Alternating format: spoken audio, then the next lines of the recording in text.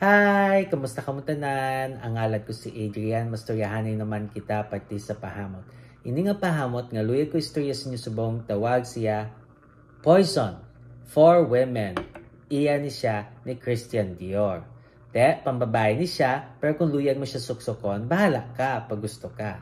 Ano ni siya klase nga pahamot? Bali, nga komplikado nga timpla sang mga prutas, kag bulak, kag sa mga kahang nga nota na.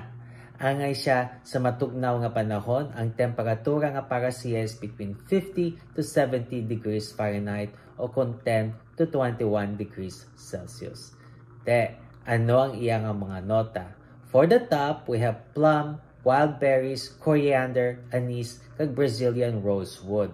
Na damo prutas, may plum siya, kag mga wild berries, no? Wala gin lista kung ano gin, pero damo nga mga berries.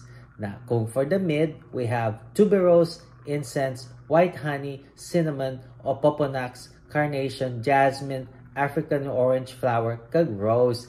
Na damo iya bulak. Labi na gid ang tuberose, masimutan mo gid siya, no? Kag for the base, we have vanilla, amber, sandalwood, musk, heliotrope, vetiver, kag Virginia cedar.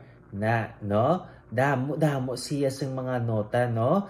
Kag kakomplikado siya, pero kung simutan mo siya, to kanami gid siya, no?